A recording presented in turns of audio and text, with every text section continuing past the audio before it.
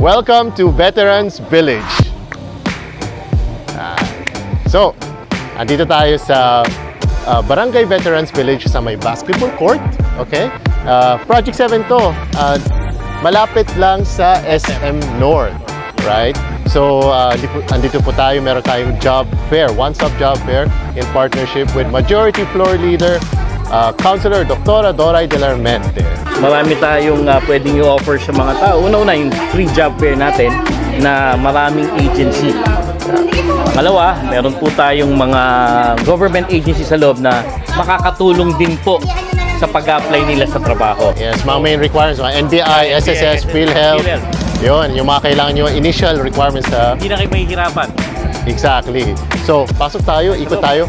Right now, ongoing na yung seminar. Yung seminar yan, tinuturo kung paano yung tamang proseso para mag-apply sa trabaho. So, let's go and check them. Okay, so, andito na yung ongoing na yung seminar natin. So, medyo maaga pa. So, parating pa lang yung mga tao dito. Pero, as you can see, itong seminar natin is all about fundamentals.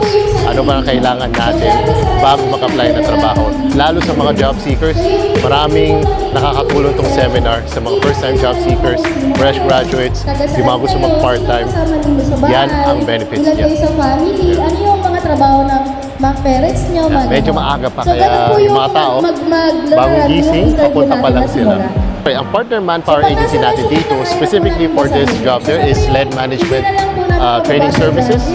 And kasama dito yung mga government agency partners natin. We have PhilHealth, we have SSS, and we have NBI. Yeah.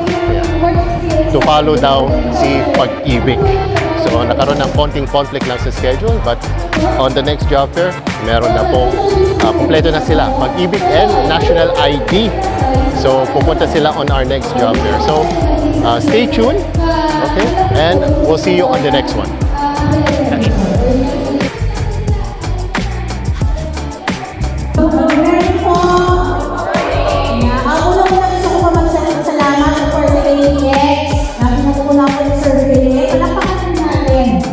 Dahil pinag-aakon nila ang job fair na rin sa Basico.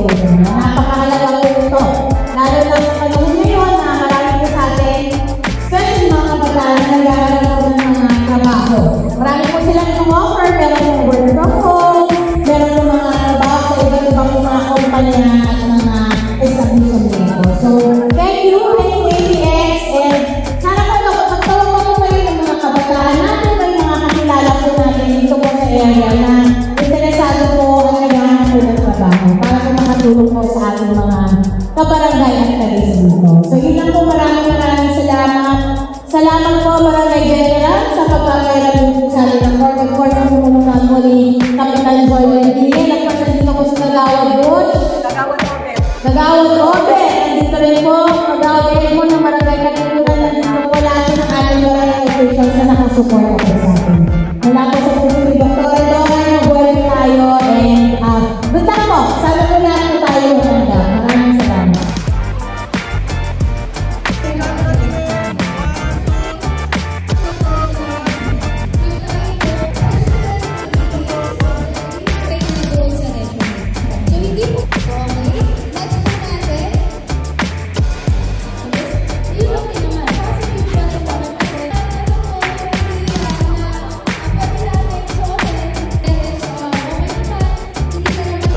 Kumakain natin ng ice cream. Okay lang, andito na ako.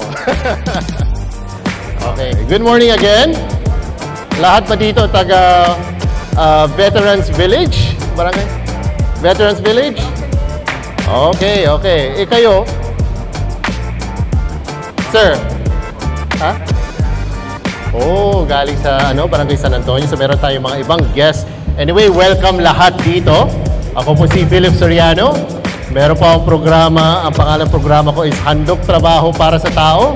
Makikita nyo yan sa YouTube at lahat ng social medias ko from Facebook to TikTok to everywhere, okay? Magandang umaga po sa inyong lahat. Pasensya na po kayo na medyo late po ako. Ngayon lang po kasi ako So, punta na lang po doon sa